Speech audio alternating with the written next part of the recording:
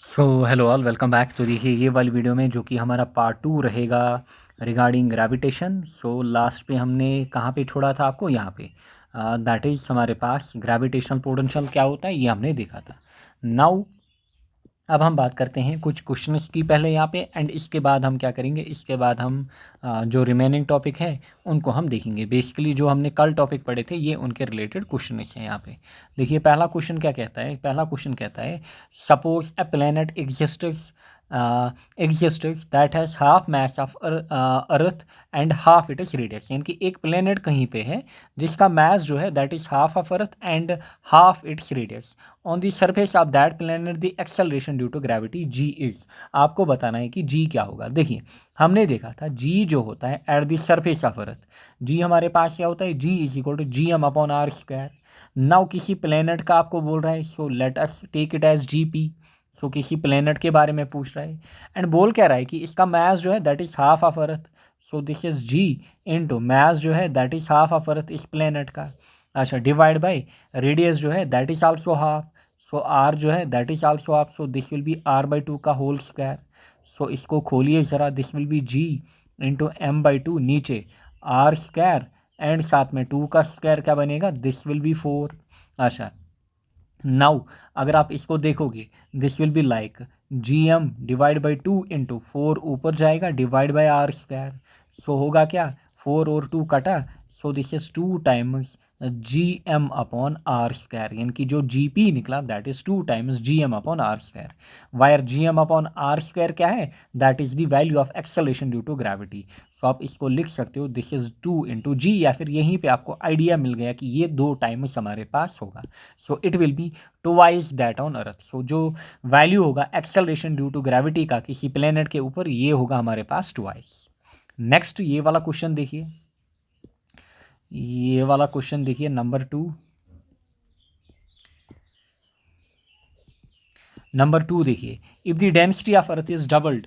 अच्छा, फिर keeping its radius constant the acceleration due to gravity will B.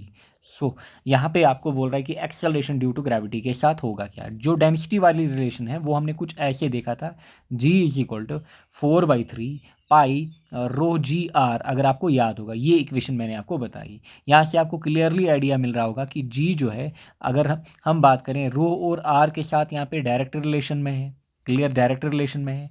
अब देखिए क्वेश्चन क्या बोल रहा है, if the density of earth is doubled keeping its radius constant. Now यानी कि यहाँ पे हमारे पास अब जी डैश का वैल्यू होगा। क्लियर, यहाँ पे हमारे पास क्या होगा, यहाँ पे अब हमारे पास जी डैश का वैल्यू होगा। सो बताइए जी डैश कैसे हमारे पास, आप बेसिकली रेशो के हिसाब से भी कर सकते हो या फिर ऐसे भी। इसने क्या किया है, density of earth is doubled. So density को क्या बनाया, टू, टू टाइम्स रो। अच्छा, रेडियस को क्या किया है, रेडियस को कांस्टेंट रखा है। सो रेडियस इसने कांस्टेंट ही रखा है। सो बताइए, ये बोल रहा है कि नई एक्सेलरेशन ड्यू टू ग्रेविटी क्या होगी। So g will be proportional to to rho r. So rho r यहाँ पे भी है, that is equivalent to g. Clear, that is equivalent to जी।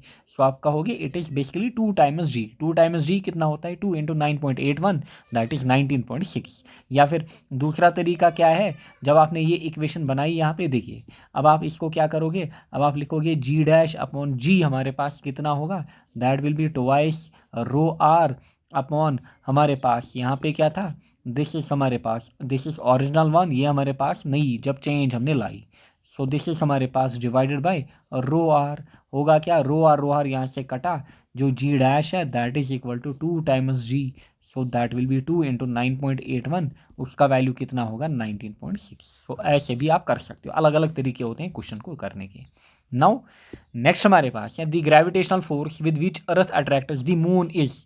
बताइए, is less than the force with which the moon attracts the earth, is equal to the force with which the moon attracts the object या फिर the earth. सो हमने देखा था जो force लगता है दो दो ऑब्जेक्ट्स के बीच, एक इसने यहाँ पे अर्थ दी है एंड दूसरा इसने यहाँ पे मून रखा है। सो इनके बीच जो फोर्स लग रहा होगा कि जिससे ये एक दूसरे को अट्रैक्ट कर रहे हैं वो इक्वल होता है, बेसिकली बताया था। बट हमें क्या दिखता है, हमें खाली एक्सल, हमें क्या दिखेगा, हमें मून दिखता है मूव करता हुआ। जब आप नाइट में होंगे बाहर अपने बगीचे में या फिर अपनी बालकनी में, आप देखो आपको लगेगा मून मूव कर रहा है, मून मूव कर रहा है। सो दियर फोर, बट होता क्या है एक्चुअल में, एक दूसरे के ऊपर जो ऑब्जेक्ट्स हैं वो इक्वल फोर्स अप्लाई करते हैं। नेक्स्ट ये वाला क्वेश्चन देखिए, the acceleration due to gravity at a height 1 kilometre above the earth is same as at a depth d below the surface of earth. So now दो चीज़ों की बात कर रहा है, one is acceleration due to gravity at height यानी कि with altitude, दूसरा यहाँ पे डेप्थ। बताइए हाइट के साथ हमने क्या देखा था, g इंटू 1 माइनस 2h/r। बताइए डेप्थ के साथ हमने g का वेरिएशन क्या देखा था, g into 1 minus d/r। Now आपसे क्या कह रहा है, आपसे ये कह रहा है, आप इसको ऐसे भी एज्यूम करिए ये हमारी अर्थ है। अच्छा, the acceleration due to gravity at a height 1 kilometre above the earth, यानी कि अगर आप यहाँ पे गए, फॉर एग्जांपल आप अर्थ से कितना ऊपर गए, 1 किलोमीटर, क्लियर 1 किलोमीटर, यहाँ पे होगा कुछ वैल्यू GH। अच्छा, above the earth is same as at a depth d below, and आप इन साइड द अर्थ कुछ डेप्थ d बिलो गए इस पॉइंट पे, यानी कि ये है d डेप्थ, आप यहाँ पे गए। अब ये बोल रहा है कि ये जो पॉइंट हमारे पास है एंड यहाँ पे जो हमारे पास ये जो दो पॉइंट्स हैं, इन पॉइंट्स पे जो GH एंड GD हमारे पास है उनका वैल्यू सेम है, जो GH एंड GD हैं उनका वैल्यू सेम है। सो गिवन इसने खुद से बोला है कि GD is equal to GH, क्या इसका मतलब ये होगा, देखिए यहाँ पे भी G, यहाँ पे भी 1, यहाँ पे भी, यहाँ पे R, यहाँ पे R, यहाँ पे 2H, यहाँ पे D। सो अगर ये कंडीशन होगी GD will be equal to GH, इसका मतलब D जो होगा that will be equal to 2H। D हमेशा कितना होगा फिर, D जो हमारे पास है वो होगा किसके बराबर, 2H के बराबर। एंड देन देयरफॉर हमें क्या दिया है, हमें यहाँ पे कितनी डिस्टेंस दी है, 1 kilometre, so it will B 2 into 1 that is 2 kilometre आपका आंसर होगा। सो ये जो डेप्थ हमारे पास होगी ये कितनी होगी, ये 2 किलोमीटर होगी। यानी कि जब आप अर्थ के नीचे 2 किलोमीटर जाओगे एंड अबव अर्थ 1 किलोमीटर जाओगे, ये 2 ये 1, आपको G का वैल्यू सेम मिलेगा। आई होप आपको समझ में आया होगा। नेक्स्ट वन, ये वाला ग्राफ कल हमने देखा था, बताइए variation of acceleration due to gravity अच्छे से हमने समझा था, so it is option b. So ये वेरिएशन हमने समझा था, this is inside the earth, this is the above the surface of earth. Next, earth binds the atmosphere because of gravity, oxygen between atmosphere earth and atmosphere both and b none. So earth जो है वो bind रखता है atmosphere को, reason B gravity हमारे पास। So ये थे कल के कुछ क्वेश्चन, कल के टॉपिक के रिलेटेड कुछ क्वेश्चन यहाँ पे। नाउ देखिए आज हमें क्या पढ़ना है, बाकी टॉपिक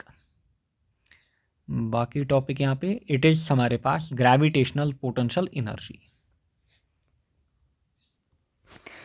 कल हमने देखा था gravitational potential, now gravitational potential and यहाँ पे क्या है, ग्रेविटेशनल पोटेंशियल एनर्जी। पहले डेफिनेशन को आप पढ़िए, the gravitational potential energy of a body at a point in a gravitational field of another body is defined as the amount of work done in bringing a given body from infinity to that point। देखिए कल हम देख रहे थे infinity पे हमारे पास क्या था, एक बॉडी थी जिसका मास क्या था 1 यूनिट, बट आज हम 1 यूनिट नहीं कंसिडर कर रहे हैं। एंड ध्यान दीजिए इन्फिनिटी जो पॉइंट ए हमने लिया था, हम इसको किधर लेके आ रहे थे, पॉइंट पी के ऊपर हम कैलकुलेट कर रहे थे कि हमारे पास पोटेंशियल कितना होगा, याद होगा ना, इस पॉइंट पी पे। बट मास बॉडी का कितना था, 1 यूनिट, बट आज जो हमारे पास बॉडी है उसका मास 1 यूनिट नहीं है, उसका मास जो होगा वो कुछ भी हो सकता है ए पॉइंट पे।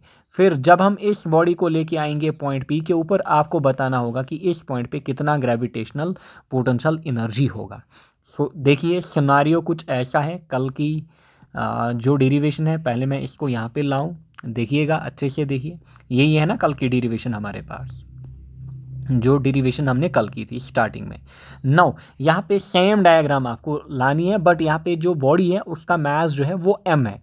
अब हमारे पास यूनिट मास नहीं है, अब बिल्कुल हमारे पास जो मास यहाँ पे है दैट इज़ m। सो यहाँ पे हम मास को नेगलेक्ट नहीं करेंगे, जो यहाँ पे हमने मास नेगलेक्ट किया था ना, इसको हम यहाँ पे नेगलेक्ट नहीं कर पाएंगे।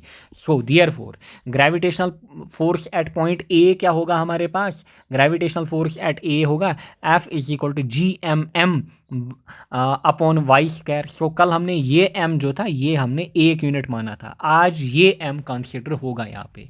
इसके बाद इक्वेशन क्या बनेगी, सो यही हमारे पास बेसिकली पहली ही इक्वेशन यहाँ पे बनेगी। सो यहाँ पे दूसरी इक्वेशन लाने की नीड ही नहीं है, सो this will B first equation की F जो हमारे पास यहाँ पे होगा ग्रेविटेशनल फोर्स जो होगा ए पॉइंट पे that will be GMM upon Y square. Clear, क्यों, क्योंकि डिस्टेंस कितना y, यहाँ पे बॉडी जो है उसका मास कितना छोटा m, एंड यहाँ से इस बॉडी का mass capital M। So it will be हमारे पास GMM अपॉन वाई स्क्वायर, क्योंकि ये कैलकुलेशन हम देख रहे हैं with respect to centre of earth यहाँ पे। सो इतना आपको समझ में आया होगा। इन शॉर्ट जो हमने कल डेरिवेशन की थी वही सेम टू सेम यहाँ पे चलना है, बस आपको m कंसिडर करना है। कल हमने जो m है उसका वैल्यू 1 लिया था, इसी को हम कहते हैं यूनिट मास। सो कल हमने यूनिट मास कंसिडर किया था। उसके बाद हमने क्या देखा, उसके बाद अब इस एम बॉडी को यानी कि एम मास ऑफ बॉडी को हम पहले किधर लेके आए, पहले इसको लाना था पी पे, बट पहले हम इसको किधर लेके आते हैं, बी के ऊपर, ताकि हम देखेंगे कितना छोटा वर्क डन हमें करना होगा। So work done in moving body from point a to b और स्मॉल डिस्टेंस हमारे पास। सो वर्क डन क्या होगा, फोर्स इंटू डी वाई। अच्छा नाउ बताइए फोर्स क्या होगा, it will be G M M upon Y square. So आज यहाँ पे एम आएगा। सो उसी डेरिवेशन को मैं फिर से कर रहा हूँ बट थोड़ी चेंजेस लेके, ताकि आपको सिंपली समझ आए कि जो कल वाली डेरिवेशन थी बेसिकली ये वही है। बस यहाँ पे आप कंसिडर क्या कर रहे हो, यहाँ पे आप एम कंसिडर कर रहे हो, यहाँ पे आप एम को इग्नोर नहीं करोगे। So this will be D W. D W कितना होगा, G M M upon Y square into D Y. अच्छा फिर आगे क्या हुआ था, टोटल वर्क डन बताइए। फिर टोटल वर्क डन क्या होगा, सो अगेन यहाँ पे एम भी आएगा, छोटू m. So this will be G M M upon Y square into D Y. अच्छा फिर जो छोटू एम है वो भी अब हमारे पास कांस्टेंट होगा, क्लियर। ये भी हमारे पास क्या होगा, कांस्टेंट, ये भी बाहर निकलेगा। अंदर क्या रहेगा, अंदर रहेगा 1/y square. So integration same way में जैसे हमने कल की थी इंटीग्रेशन, याद है ना, सेम यहाँ पे भी हमें इंटीग्रेशन वही करनी है। कौन सी इंटीग्रेशन, जो हमने कल की थी। सो अब यहाँ पे रहा जी एम एम। बताइए इंटीग्रेशन ऑफ 1/y स्क्वायर क्या निकलेगा, कल ही बताया था, it is -1 upon y. Limit कहाँ से कहाँ तक, इन्फिनिटी टू आर हमारे पास। अच्छा फिर यहाँ पे it is g M m पहले, अच्छा माइनस को भी बाहर लेके आइए बाहर। अच्छा पहले फिर क्या डलेगा, y की जगह यहाँ पे क्या डलेगा, y की जगह यहाँ पे डलेगा r, माइनस यहाँ पे होगा फिर one by infinity. One by infinity will be 0, this will be minus G M M upon are. So I hope आपको समझ में आया होगा। यही हमारे पास होता है work done, and this is equal to gravitational potential energy, that is minus G M M upon are.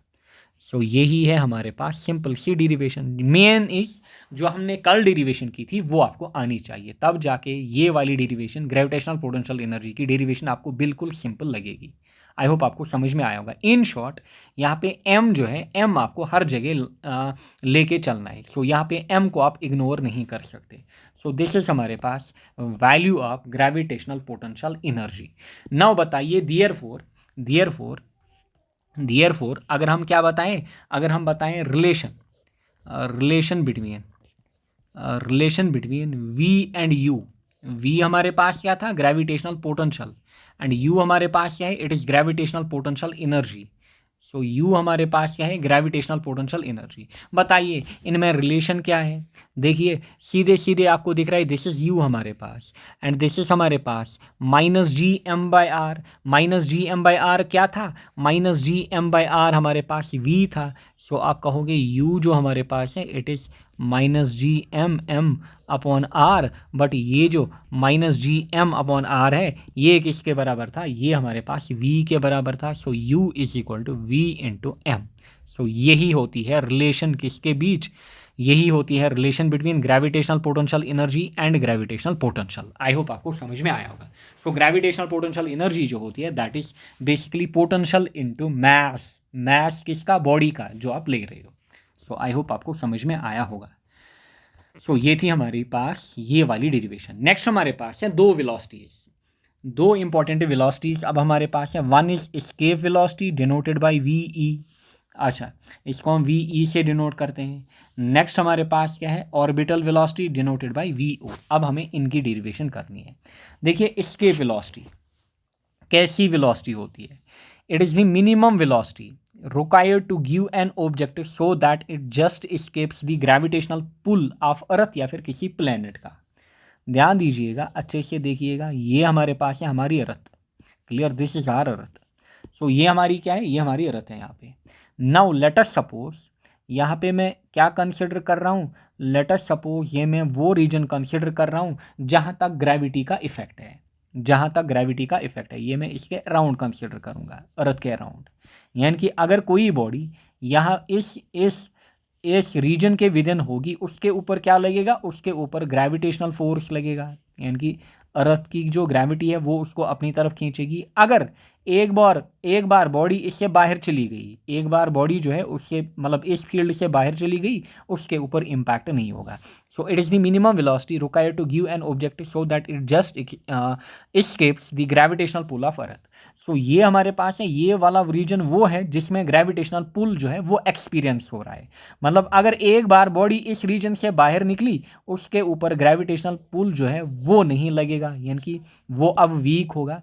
सो बताना है आपको कि अगर यहाँ पे आपको ये चीज़ बतानी है कि अगर यहाँ पे हमारे पास कोई बॉडी है, दिस इज़ दी बॉडी, ये हमारे पास है बॉडी, इस बॉडी को आपको मिनिमम कितनी वेलोसिटी देनी है, ध्यान दीजिए मैं क्या कह रहा हूँ, इस बॉडी को आपको कितनी मिनिमम वेलोसिटी देनी है ताकि ये जो बॉडी है, देखिए ये जो बॉडी है ये एस्केप करे किसको, ग्रेविटेशनल पुल ऑफ अर्थ, या फिर ग्रेविटेशनल फील्ड को ये एस्केप करे। सो इसी को हम क्या कहते हैं, इसी को हम कहते हैं एस्केप वेलोसिटी। सो कितनी मिनिमम वेलोसिटी देनी है आपको, इसी वेलोसिटी को हम क्या कहते हैं, एस्केप वेलोसिटी। आई होप आपको समझ में आया होगा। सो लेट अस सपोज ये जो बॉडी हमारे पास है, इसका मास जो है, इसका मास हमारे पास है m, इसका मास कितना हमारे पास है m। नाउ ये हमारे पास क्या है, this is the radius of अर्थ, ये हमारे पास क्या है, this is the radius of earth, या फिर ये भी हमारे पास क्या होगा, ये भी रेडियस ही होगा। क्लियर, ये भी हमारे पास रेडियस ही होगा। इस बॉडी को हमें भगाना है एंड किधर पहुंचाना है, इस ग्रेविटेशनल फील्ड से बाहर निकालना है। सो हम कहेंगे इसको हमें कहीं दूर लेके जाना है। किधर दूर लेके जाना है, हम बोलेंगे इन्फिनिटी के ऊपर इसको हमें लेके जाना है। सो इस बॉडी को हमें किधर लेके जाना है, इन्फिनिटी के ऊपर लेके जाना है। क्लियर। सो इन शॉर्ट हमारे पास सिनारियो क्या है, अच्छा हमारे पास एंड ये जो अर्थ हमारे पास है इसका मास कितना है m। सो हमारे पास दो कंडीशन हैं, ध्यान दीजिए। इनिशियल कंडीशन ये हमारे पास है, दिस इज दी कंडीशन 1, कि हमारे पास at the surface of earth कोई मास लाई कर रहा है, कोई बॉडी लाई कर रही है जिसका मास m है। अच्छा फिर यही बॉडी किधर पहुंचेगी, यही बॉडी यहाँ पे पहुंचेगी। क्लियर, ये जो बॉडी हमारे पास है, दिस इज़ दी बॉडी, ये आप मान लीजिए ये हमारे पास है बॉडी, यही बॉडी इधर आएगी।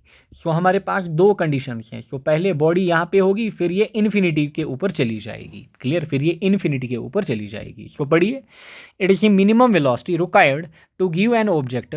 मिनिमम वेलोसिटी आपको कितनी देनी है इस ऑब्जेक्ट को, ताकि so that it just escapes the gravitational pull of earth या फिर किसी प्लेनेट के ऊपर। नाउ देखिएगा हम क्या करेंगे, हम बेसिकली यहाँ पे टोटल एनर्जीज कैलकुलेट करेंगे at this point 1 and this point 2, यानी कि इनिशियली एंड फाइनली जहाँ पे ये पहुँचेगी, इन पॉइंट्स पे हम क्या करेंगे, टोटल एनर्जी को कैलकुलेट करेंगे। सो आप लिखोगे डेरिवेशन में, आप लिखोगे total energy at point first जो हमारे पास है, that should be equal to total energy at point b, यानी कि पॉइंट 2 हमारे पास टोटल एनर्जी जो 1 पे है, that should be equal to total energy at point 2। इसको आप यहाँ से हटाना, इतना ही आप बनाना, it is more than enough आपके लिए, इतनी डायग्राम। सो मैन इस डायग्राम आपको समझ में आई।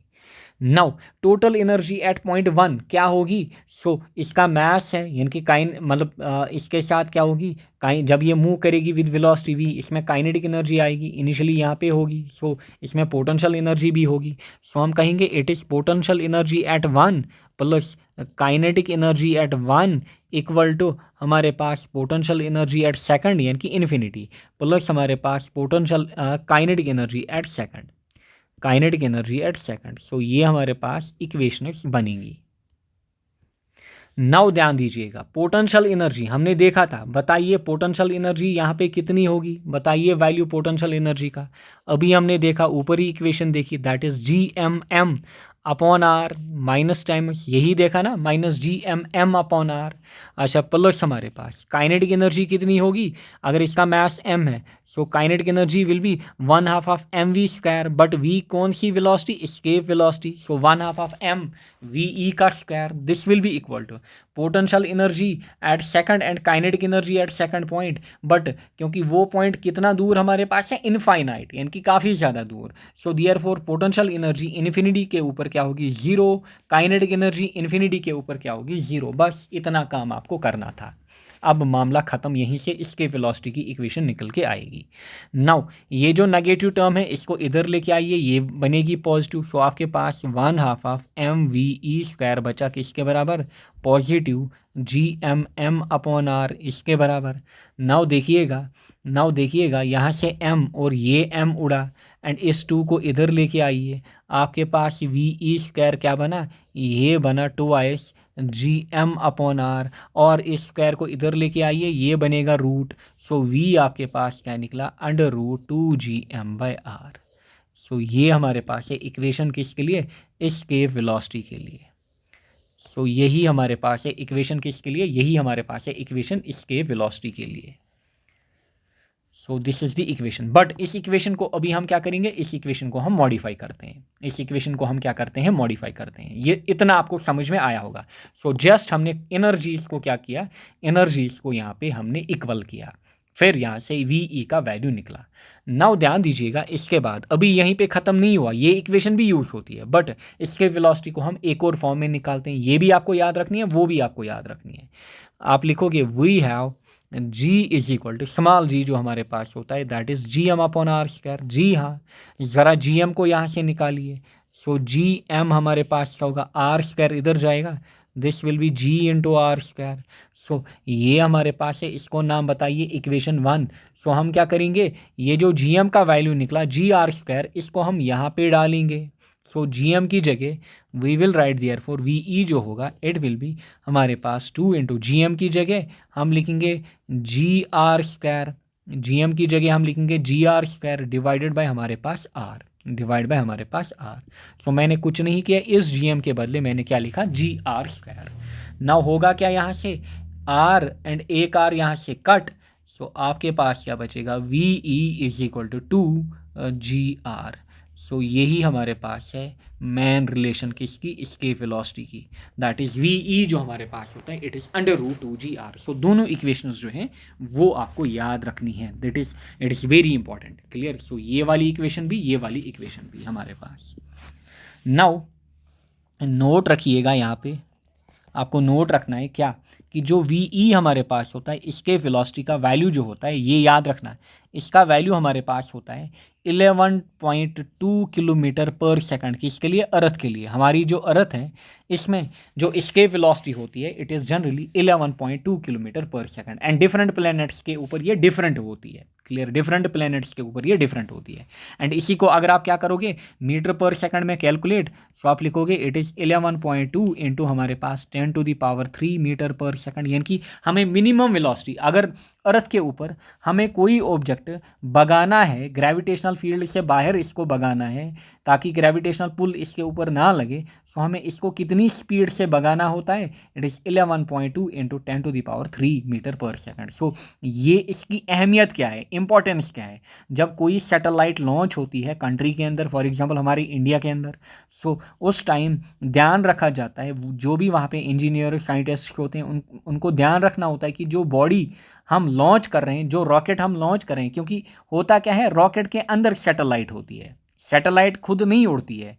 होता क्या है, रॉकेट जो हमारे पास होता है, रॉकेट को उड़ाया जाता है, क्लियर। एंड उसके ऊपर क्या होती है, सैटेलाइट, एंड धीरे धीरे जो रॉकेट के पार्ट्स होते हैं वो अलग किए जाते हैं जितना ये आगे बढ़ता है। फिर जैसे ये ग्रेविटेशनल पुल से बाहर निकलेगा, सैटेलाइट इसमें अपने आप बाहर निकल के आएगी। सो ऐसे बेसिकली क्या किया जाता है, लॉन्चिंग की जाती है। सो ये चीज़ आपको याद रखनी है। एंड ve जो हमारे पास है it is different for different objects. And याद रखिएगा एक और पॉइंट यहाँ पे, कि ve जो हमारे पास है, इस इक्वेशन से हमें ये पता चलता है कि ve जो है it does not depend on mass of object. याद रखिएगा, escape velocity does not depend, this is important point, does not depend on mass of an object. Mass of an object, याद रखिएगा, आपसे ऑब्जेक्टिव पूछा जाएगा, क्योंकि ये इस इक्वेशन से आपको धोखा लगेगा m, बट याद रखिएगा that is the mass of earth यहाँ पे। सो इसके वेलोसिटी जो है it does not depend on mass of an object, किसी ऑब्जेक्ट के मास के ऊपर डिपेंड नहीं करती है। सो ये चीज़ भी आप याद रखोगे। सो इतनी डेरिवेशन आपको बोर्ड के लिए करनी है। Now additional point from competitive point of view. Additional point क्या हमारे पास है, देखिए इसको आप अलग से याद रखना, डेरिवेशन में इसको नहीं रखना। ये जो इक्वेशन है इसको अगर हम मॉडिफाई करें ज़रा, सो हमारे पास अच्छा, यहाँ पे नोट लिखना, आप लिखना वी ई इसके velocity in terms of density, in terms of density. अगर हम इसको इन टर्म्स ऑफ डेंसिटी ऑफ अर्थ निकालें, सो देखिए हमारे पास वी ई जो है, क्लियर, वी ई किसके बराबर है, इट इज़ 2 GM/R। अच्छा, एम बताइए, एम कितना होता है, कल हमने देखा था it is density into rho, क्योंकि density is mass upon volume. So m जो हमारे पास है that is rho into 4/3πr³। इसका हमने कल भी डिस्कशन किया था। सो बताइए वी ई क्या बनेगा, it will B 2G। M की जगह हम इस वैल्यू को डालेंगे, that is rho into 4/3πr³। नीचे क्या हमारे पास आर। नाउ इसको ज़रा देखिए, 2 × 4 कितना होगा 8, this will be under root में 8/3 हमारे पास, पहले 8/3 यहाँ से आर और एक आर कटा। सो इट इज़ हमारे पास, ध्यान दीजिए, इट इज़ हमारे पास मैंने क्या किया, पहले 2 × 4 किया, ध्यान से देखिएगा, 2 × 4 क्या होगा 8 डिवाइड बाई 3 इंटू पाई, सो 8/3 इसके बाद यहाँ पे जी रो, फिर यहाँ पे क्या है हमारे पास, ध्यान से देखिए R², क्यों, क्योंकि ये R और ये कटा यहाँ पे। सो R² जो है इसको ज़रा बाहर निकाल के आइए, क्योंकि ये रूट में हमारे पास है। सो इट विल बी हमारे पास R एंड अंदर क्या रहेगा 8/3πg rho. So this is the equation जो कॉम्पिटिटिव एग्जाम्स में यूज़ होती है अगर आपको इसके वेलोसिटी की रिलेशन पूछे in terms of density. So इसको याद रखना। एंड यहाँ पे आपको क्लियरली दिख रहा है कि इसके वेलोसिटी जो है it is proportional to R√ρ। यहाँ पे ये रहा R, ये रहा rho, in terms of density हमारे पास। सो इसको भी याद रखना from objective point of view. So आगे बढ़िए, नेक्स्ट हमारे पास है ऑर्बिटल वेलोसिटी। देखिए ऑर्बिटल वेलोसिटी क्या होती है। एस्केप वेलोसिटी आपने देखा कि वो वेलोसिटी जिससे बॉडी क्या करें, ग्रेविटेशनल पुल को एस्केप करें। ऑर्बिट, ऑर्बिट, ऑर्बिट नाम देखिए, ऑर्बिटल वेलोसिटी। ऑर्बिटल वेलोसिटी क्या होगी, it is that velocity at which a body will revolve around the earth in an orbit. यानी कि ये वो वेलोसिटी होगी जो आपको देनी होगी ताकि बॉडी जो है वो बेसिकली, ये अगर हमारे पास है ग्रेविटेशनल फील्ड, सो बॉडी जो है वो इसके बाहर ना जाए बल्कि क्या करें, ये जो ऑर्बिट है इसी में घूमे, इस ऑर्बिट के अंदर जो बॉडी हमारे पास है वो घूमे। जो बॉडी हमारे पास है वो किधर घूमनी चाहिए, लेट अस सपोज ये हमारे पास क्या है, ये हमारे पास है कोई ऑर्बिट अर्थ के अराउंड, अर्थ के अराउंड यहाँ पे मैं बना रहा हूँ, ये रहा ऑर्बिट हमारे पास, दिस इज़ दी ऑर्बिट। सो मुझे क्या करना है, अब की बार मुझे क्या करना है, मेरे पास जो ऑब्जेक्ट है उसको मुझे कितनी वेलोसिटी देनी है ताकि वो क्या करे, वो ऑर्बिट के अंदर घूमता रहे। क्लियर, वो क्या करे, वो ऑर्बिट के ऊपर घूमता रहे। मतलब अगर यहाँ पे ऑब्जेक्ट था, मुझे इसको इधर भेजना है ताकि ये क्या करे, कंटिन्यूसली इस ऑर्बिट के अंदर घूमे। क्लियर, ये इस कंटिन्यूसली क्या करें, इस ऑर्बिट के अंदर क्या करें, घूमे। नाउ ध्यान दीजिएगा, ये हमारे पास है, दिस इज़ दी, यहाँ पे दिस इज़ हमारे पास आर, ये हमारे पास क्या है रेडियस। क्लियर, ये हमारे पास क्या है रेडियस। एंड जो अर्थ हमारे पास है इसका मास कितना है, let us suppose this is m. Now देखिएगा, ये हमारे पास है बॉडी जिसका मास एम है, एंड ये जो बॉडी है ये कंटिन्यूसली किस वेलोसिटी से घूमेगी, v0 वेलोसिटी से, किसके अंदर, इस ऑर्बिट के अंदर चक्कर लगाएगी। ध्यान से देखिएगा, ये इस ऑर्बिट के अंदर चक्कर लगाएगी। अच्छा, इसी को मैं फ़िलहाल बाहर निकालूंगा, ये इस ऑर्बिट के अराउंड फिर क्या करेगी, चक्कर लगाएगी। सो हमें कितनी वेलोसिटी देनी होगी इसको, क्लियर, हमें इसको कितनी वेलोसिटी बेसिकली देनी होगी। नाउ देखिएगा, लेट अस सपोज यहाँ से यहाँ तक जो डिस्टेंस हमारे पास है दिस इज स्मॉल आर। कितनी हमारे पास है, स्मॉल आर। एंड हमें बॉडी को कितना लॉन्च करना है, इस हाइट पे हमें बॉडी को क्या करना है, लॉन्च करना है। सो दिस इज़ हमारे पास हाइट h। क्लियर, क्योंकि यहाँ से हम बॉडी को भेजेंगे ना, यहाँ से इनिशियली बॉडी यहाँ होगी, फिर वो इधर की ओर जाएगी। नाउ ध्यान दीजिएगा, जब बॉडी यहाँ थी ये किधर गई, इधर गई। क्लियर, इस ऑर्बिट में पहुँची, ये है ऑर्बिट हमारे पास।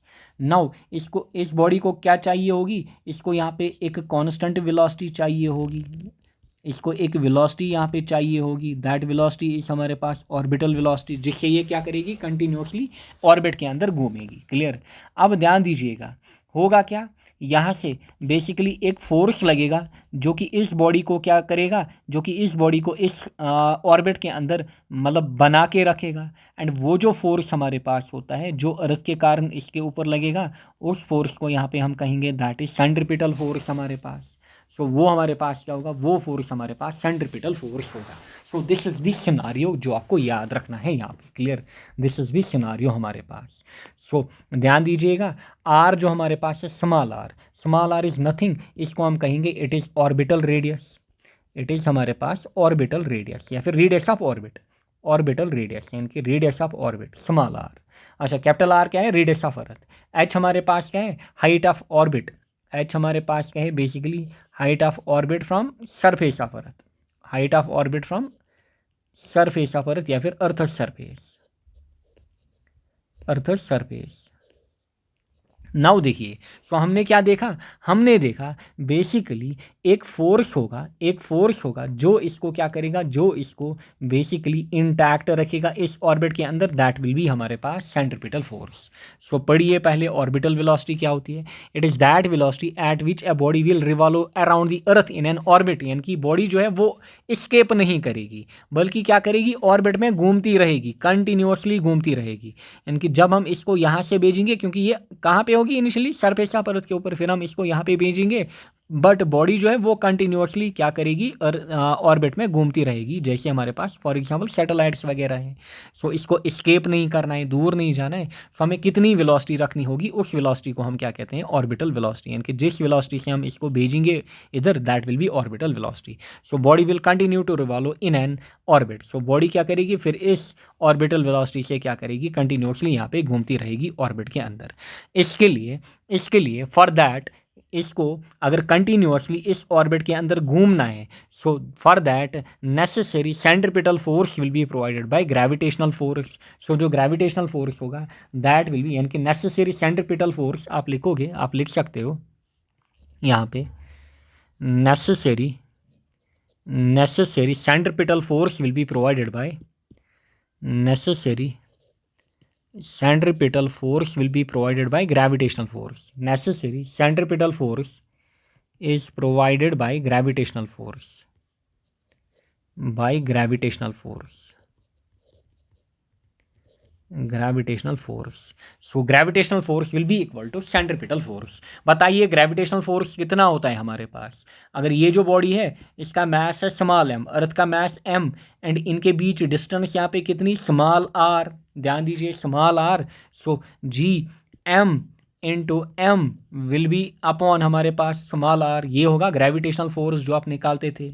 सो याद रखिएगा it is g M M upon r square. याद रखिए ये है आर हमारे पास, एंड ये आर किसके बराबर है, it is capital are plus h, या फिर आप ऐसे भी लिख सकते हो it is g M M upon r plus h का होल स्क्वायर, ये भी आप लिख सकते हो। This will be equal to किसके बराबर होगा, सेंट्रीपिटल फोर्स के बराबर। सेंट्रीपिटल फोर्स क्या होता है, M V square upon are. अच्छा v यहाँ पे क्या होगा, this will be orbital velocity. So ये यहाँ पे हमारे पास क्या होगी, ये यहाँ पे हमारे पास ऑर्बिटल वेलोसिटी होगी। अच्छा अभी इसको रहने देते हैं, इसको फिलहाल आर ही रहने देते हैं। अच्छा होगा क्या, ध्यान से देखिएगा, अच्छे से देखिएगा, यहाँ पे हमारे पास क्या है, यहाँ पे आप क्या करोगे, अब आपको निकालना है बेसिकली यहाँ पे V O, that is orbital velocity. So जब आप यहाँ से वी ओ स्क्वायर निकालोगे, आर इधर जाएगा, एम नीचे आएगा, क्लियर, एम नीचे आएगा। सो दिस विल बी, या फिर आप यहीं पे भी इनको क्या कर सकते हो, कैंसल आउट कर सकते हो, क्लियर। सो चलिए लिख लेते हैं, it is g M m, ये रहा जी एम एम अपॉन हमारे पास आर स्क्वायर। आपको क्या निकालना है, वी ओ का स्क्वायर, आर इधर जाएगा, एम नीचे आएगा। सो m हमारे पास नीचे आएगा, r ऊपर जाएगा। सो होगा क्या, m और m कटा, यहाँ से एक r और ये r कटा। सो आपके पास क्या बचा, जी एम अपॉन आर, ये आपके पास क्या बचा, वी ओ का स्क्वायर। और अगर आप वी ओ निकालोगे इधर रूट चढ़ेगा, that will be G M upon r हमारे पास। ये किसके बराबर होगा, G M upon r. But इतना तो आपको समझ में आया होगा कि वी ओ का वैल्यू कितना निकला, under root ji m by are.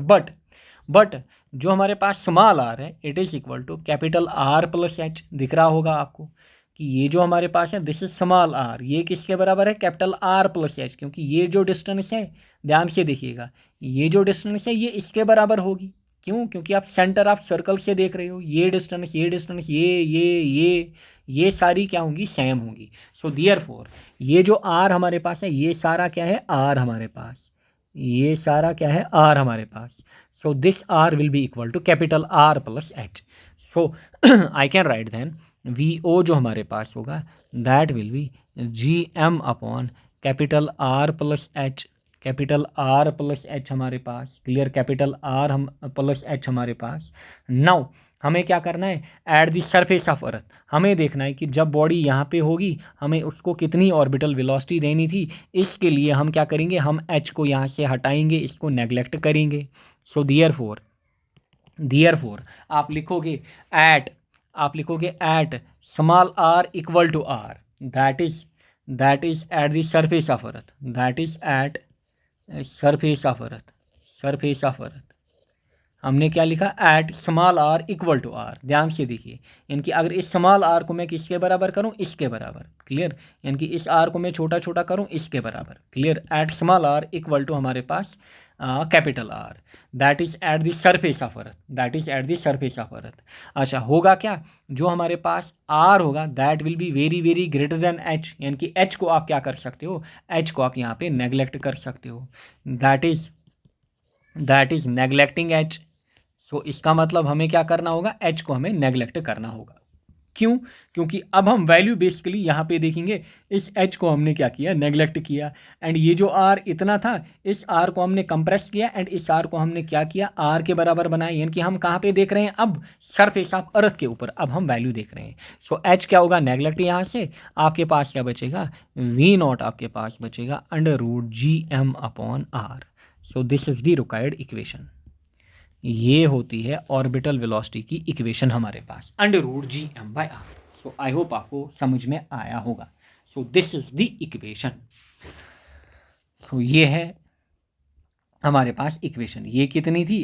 Under root two G M by R, clear, under root two G M by R. And this is हमारे पास G M upon R, clear, ये हमारे पास क्या है? G M upon are. So ये थी derivation.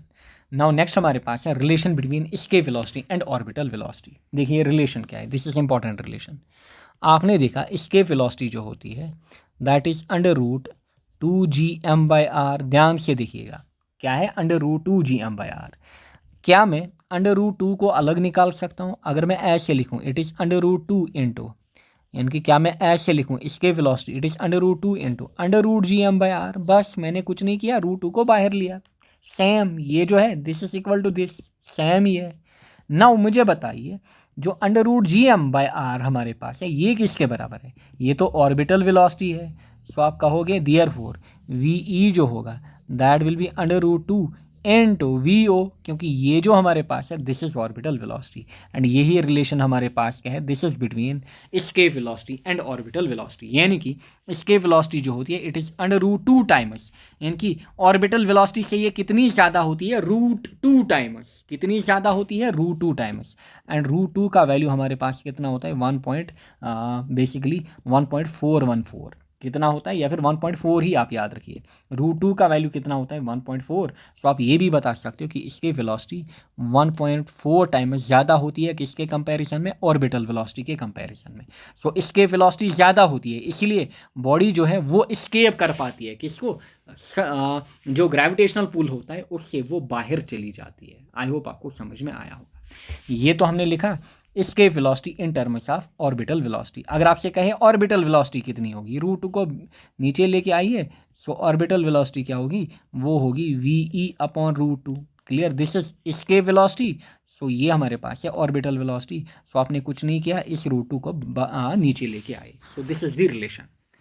सो इन दोनों का मतलब सेम ही है, बस यहाँ पे आप एस्केप वेलोसिटी निकाल रहे हो, यहाँ पे ऑर्बिटल वेलोसिटी। सो ये है इनके बीच रिलेशन। नेक्स्ट है कुछ इंपॉर्टेंट पॉइंट्स, यहाँ पे देखिएगा अच्छे से समझिएगा। यहाँ पे ये हमारे पास है, ध्यान से देखिए, कंडीशन समझिएगा। ये हमारे पास है हमारी अर्थ यहाँ पे, एंड दिस इज दी, ये आप मानिए ये हमारे पास क्या है? ये हमारे पास है ग्रेविटेशनल पुल, जहाँ तक क्या होगा? एक्सपीरियंस होगा। यहाँ पे हमारे पास क्या है? ध्यान से देखिएगा, यहाँ पे मेरे पास है कोई बॉडी, इस बॉडी को मुझे इधर भेजना है। अब ध्यान दीजिए कंडीशन क्या बनेगी, इनमें ऑब्जेक्टिव्स बनते हैं।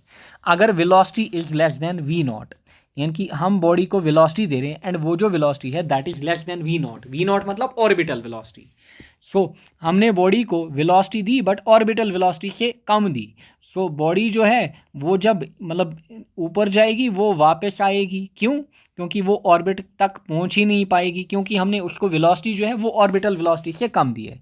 दिस इज ऑर्बिट, ये हमारे पास क्या है? ऑर्बिट। सो हमने अगर वेलोसिटी क्या दी? ऑर्बिटल वेलोसिटी से कम, मतलब अगर ऑर्बिटल वेलोसिटी हमें चाहिए थी for example 100 metre per second, हमने इस बॉडी को वेलोसिटी दी for example 80 metre per second, क्या ये ऑर्बिट तक पहुंचेगी? नहीं। सो ये वापस आएगी। सो बॉडी विल रिटर्न हमारे पास। अगर वेलोसिटी गिवन, वी मतलब गिवन वेलोसिटी, वी हमारे पास क्या है? V is given velocity, V is given velocity to body. अगर given velocity is less than orbital velocity, body क्या आएगी? वो वापस आएगी। अगर velocity given velocity is equal to orbital velocity, body will revolve around the earth in circular orbit. So अगर हमने इसको वेलोसिटी दी बट कितनी? ऑर्बिटल वेलोसिटी के बराबर, अब बॉडी जो है वो अब घूमेगी, क्या करेगी? घूमेगी ऑर्बिट के अंदर। अच्छा, in circular path, clear, circular orbit में घूमेगी। अब नेक्स्ट हमारे पास नेक्स्ट कंडीशन क्या है? नेक्स्ट कंडीशन है अब हमने वेलोसिटी इसको दी but greater than orbital velocity, orbital velocity से ज़्यादा, मगर एस्केप वेलोसिटी से क्या है? कम। सो वेलोसिटी क्या हमने दी? ऑर्बिटल वेलोसिटी से ज़्यादा मगर एस्केप वेलोसिटी से कम। सो इस केस में क्या होगा? Body will revolve around the earth in elliptical orbit. So body orbit में ही जाएगी बट क्या करेगी? इलिप्टिकल शेप में घूमेगी, क्लियर, यानी कि ऐसे इलिप्स की शेप में घूमेगी ऐसे। एक तो हमारे पास है दिस इज सर्कल, ये हमारे पास है सर्कुलर शेप, यानी कि सर्कुलर ऑर्बिट में घूमेगी इस केस में। बट इस केस में क्या घूमेगी? ऐसे इलिप्टिकल शेप में घूमेगी, क्लियर, ऐसे इलिप्टिकल शेप में घूमेगी। अब अगर आपने वेलोसिटी दी equal to escape velocity, body क्या करेगी? Body will escape the gravitational field. ये जो बॉडी है ध्यान से देखिएगा, ये इधर बाहर चली जाएगी। पहले केस में, पहला केस देखिए, केस 1 जब velocity less than orbital velocity, body यहाँ तक गई वापस गिर गई। दूसरा केस आपने क्या दिया? Velocity equal to orbital velocity, body जो है वो सर्कुलर पाथ में घूमेगी। तीसरा केस आपने velocity greater than orbital velocity दी but less than we E. So इस केस में बॉडी अगेन ऑर्बिट में जाएगी बट क्या घूमेगी? इलिप्स की शेप में, इलिप्टिकल ऑर्बिट में। Fourth case v is equal to v, इस केस में बॉडी जो है वो एस्केप कर जाएगी ग्रेविटेशनल फील्ड को। एंड फिफ्थ वन जो हमारे पास है इट इज़, एंड किस फॉर्म में? पैराबोलिक फॉर्म में। Fifth one is v greater than we e, again body escape करेगी बट इन हाइपरबोलिक पाथ। बस ये याद रखना है। सो जब भी velocity equal to escape velocity होगी या फिर एस्केप वेलोसिटी से ज़्यादा, बॉडी एस्केप करेगी, क्लियर, इस केस में पैराबोलिक पाथ में, इस केस में हाइपरबोलिक पाथ में। So this is all you have to remember. Now last topic हमारे पास है केपलर्स लॉज। जो केपलर साहब थे इन्होंने क्या किए? इन्होंने 3 ला दिए। क्या ला दिए? 3 इन्होंने दिए। नाउ पहला जो ला हमारे पास होता है इसको हम कहते हैं लॉ ऑफ ऑर्बिट। क्या कहते हैं? पहला लॉ जो है it is known as law of orbit, clear. दूसरा लॉ जो हमारे पास है it is known as law of area, and third one जो हमारे पास है it is known as law of period. So OAP, so orbit, area and period हमारे पास। सो ये 3 लॉज हैं, first, second and third law. Now देखिएगा simply पहला लॉ हमारे पास क्या कहता है? All planets revolve around the sun in an elliptical orbit with sun situated at one of the foci, with sun situated at one of the foci. Now यहाँ पे थोड़ा आप ये चीज़ याद रखेंगे। देखिए हमारे पास क्या होता है? एक होता है हमारे पास सर्कल, ये हमारे पास क्या होता है? This is circle, clear. दूसरा हमारे पास होता है इलिप्स, ये वाली शेप जो है दिस इज इलिप्स, क्लियर। सो दोनों में काफ़ी डिफरेंस है।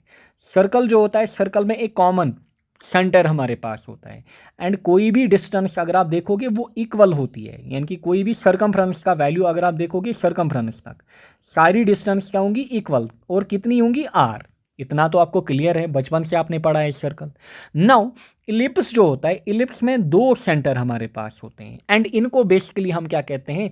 इन 2 पॉइंट्स को हम क्या कहते हैं? एक पॉइंट को हम कहते हैं फोक्स, 2 को कहते हैं हम फोकाई। सो ये एक फोक्स होता है हमारे पास, एंड दोनों को हम क्या कहेंगे? फोकाई। सो यहाँ पे जो इलिप्स होता है, इलिप्स में 2 फोकाई होते हैं।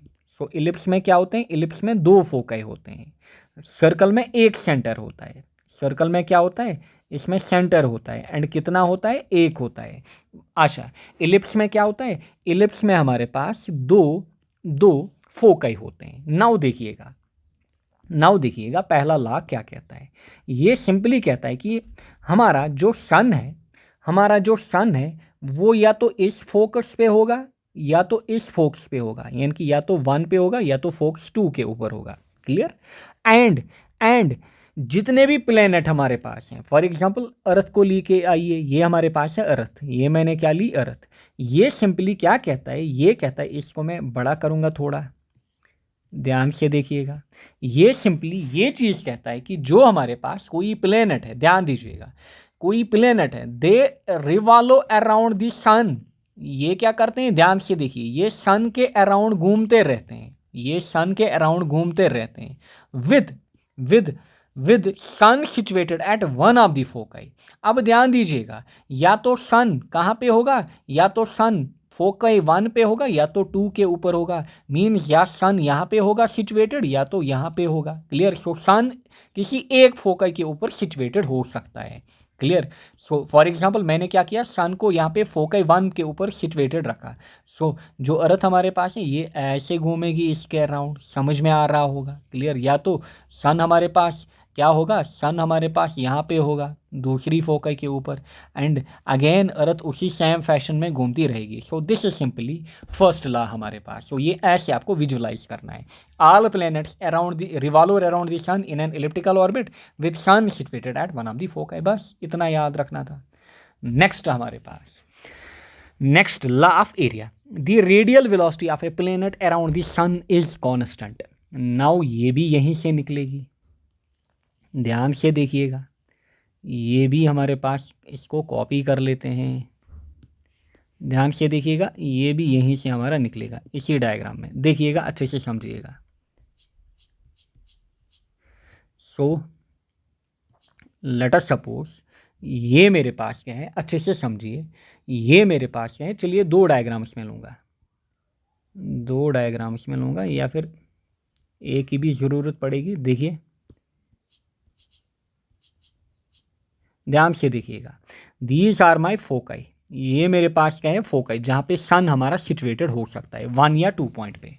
नाउ इसके अराउंड क्या होगा, हमारी जो अर्थ है हमारे पास, फॉर एग्जांपल ये हमारी अर्थ है, ध्यान से देखिएगा, ये हमारी अर्थ है, ये इसके अराउंड क्या करेगी, रिवॉल्व करेगी, चक्कर लगाएगी। क्लियर। ये हमारी अर्थ क्या है, इसके अराउंड हमारे पास चक्कर लगाएगी, ध्यान से देखिएगा, ये इसके अराउंड चक्कर लगाएगी। नाउ लेट अस सपोज हम क्या करेंगे, हम सन की पाथ को फिक्सड करेंगे, हम मानेंगे हमारे पास जो सन है, लेट अस सपोज वो यहाँ पे है, जो सन हमारे पास है वो कहाँ पे है, यहाँ पे, एंड ये हमारे पास क्या है, ये हमारी अर्थ, ये हमारी अर्थ जनाब, ये रही हमारी अर्थ।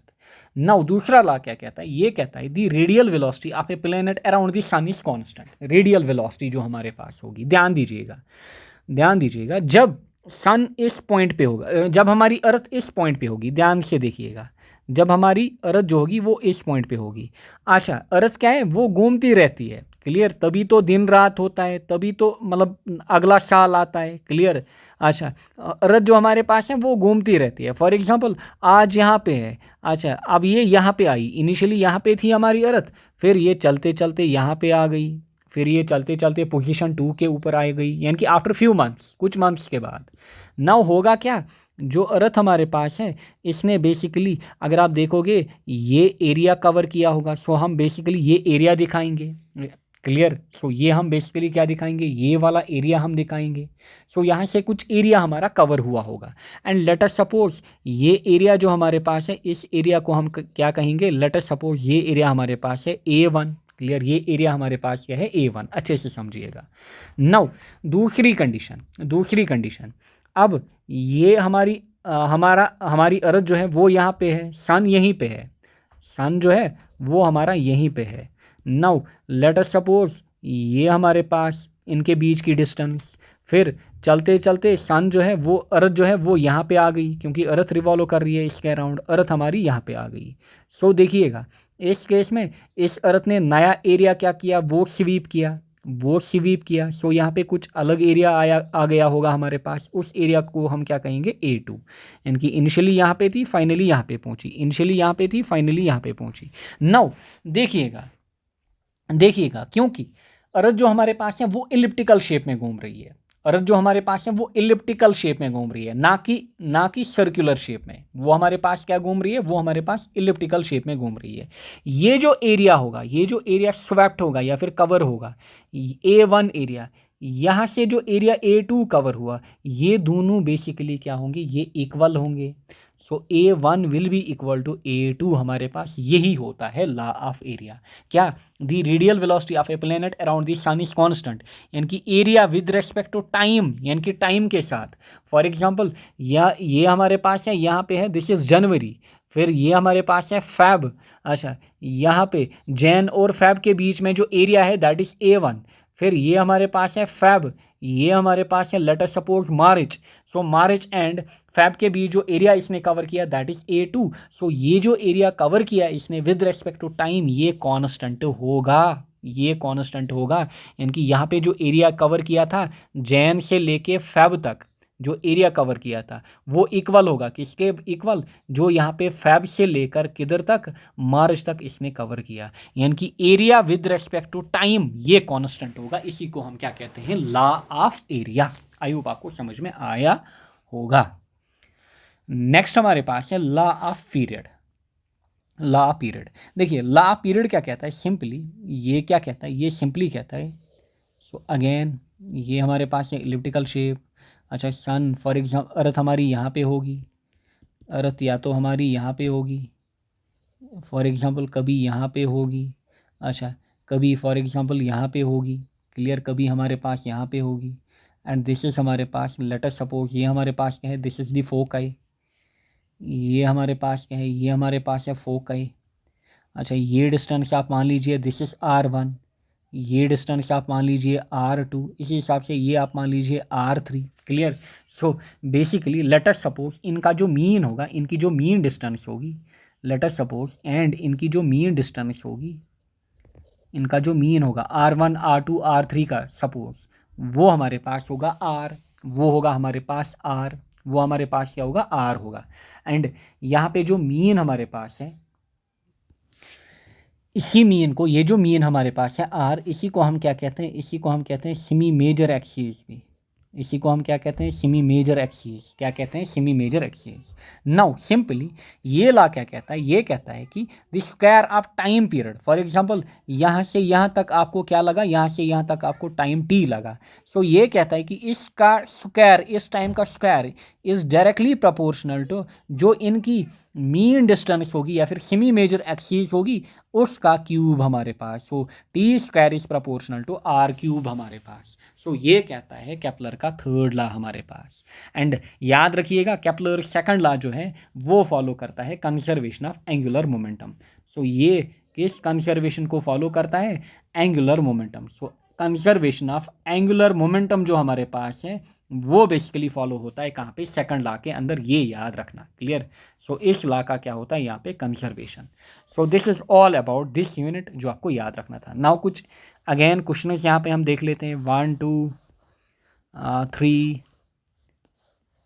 4, फिर आप ये मानिए ये सेम है 5, ये 6 हमारे पास। देखिए एन ऑर्बिटिंग सैटेलाइट हैज़, जो सैटेलाइट ऑर्बिट करती है अराउंड दी हमारे पास for example earth, it has kinetic energy and potential energy. So इसमें दोनों होते हैं।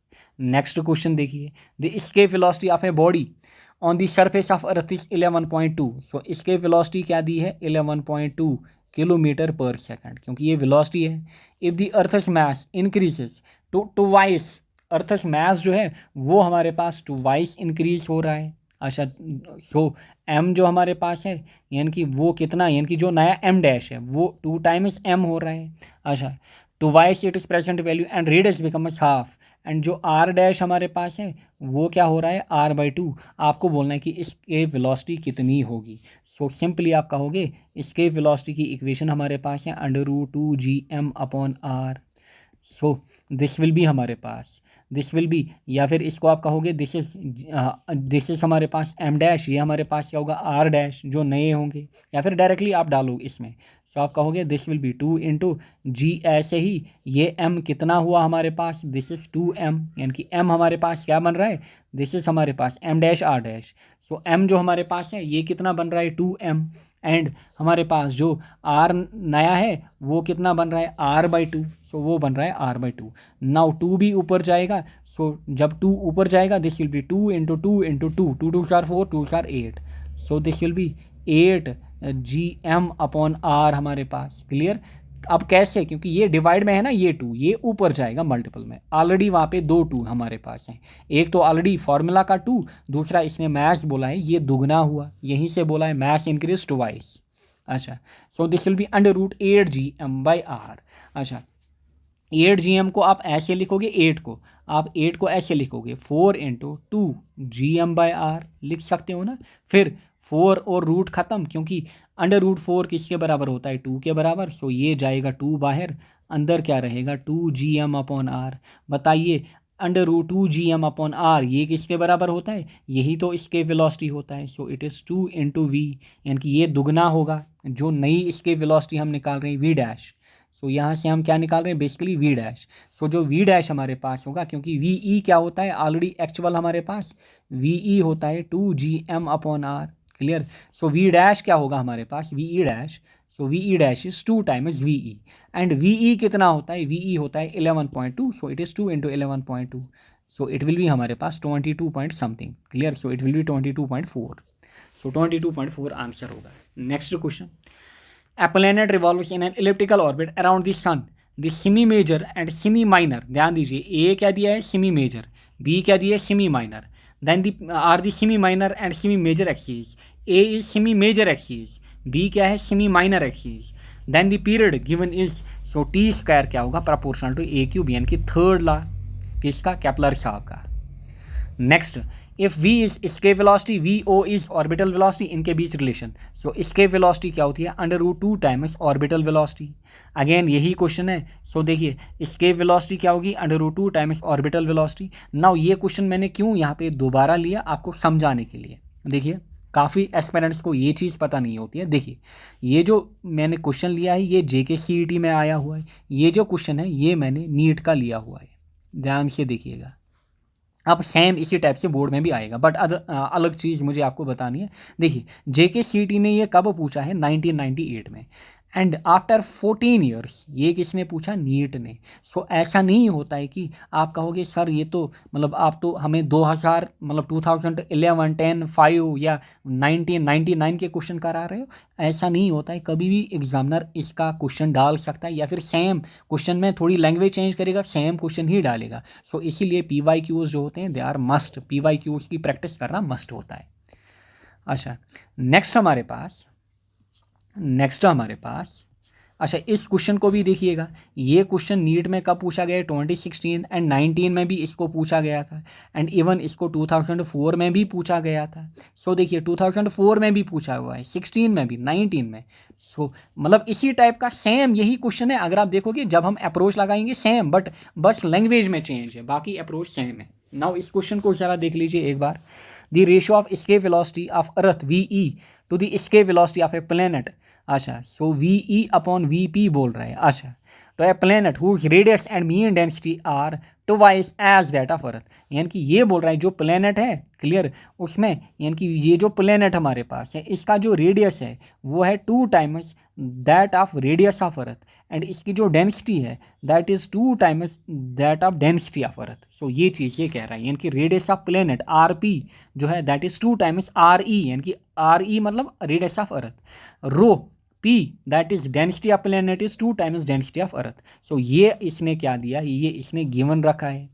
सो ये हमारे पास क्या है, ये हमारे पास है गिवन। सो ये हमारे पास है गिवन।